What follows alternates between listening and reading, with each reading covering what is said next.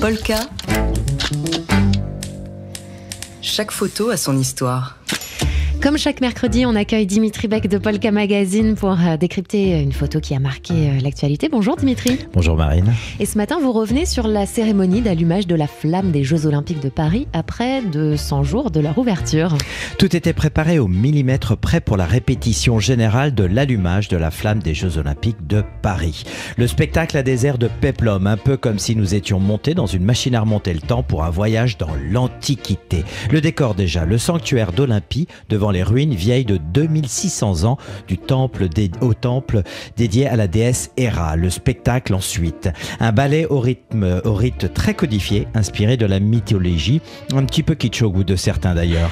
Regardez voir d'ailleurs, des dizaines d'actrices s'animent dans une chorégraphie ancestrale revisitée. Elles sont toutes vêtues de robes plissées dont l'imprimé très graphique a des allures de colonnes grecques.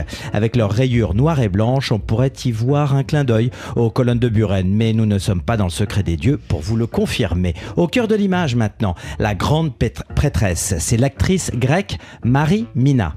À genoux, elle allume la flamme au moyen de la technique traditionnelle, utilisant un miroir parabolique que l'on voit bien au premier plan de la photo et les rayons du soleil. Et soudain, la lumière fut, enfin le feu plutôt. Mais tout ça, Dimitri, ce n'était en fait que la répétition générale. Effectivement Marine, et la photo que je viens de vous décrire a été prise lundi, la veille de la cérémonie. Oui, parce que la scène décisive de l'allumage de la flamme n'a pas pu se dérouler comme prévu. Parce que le jour J, mardi 16 avril, le ciel était légèrement voilé. Impossible donc d'allumer la torche à l'ancienne devant un parterre de plus de 600 invités. Il a fallu appliquer le plan B.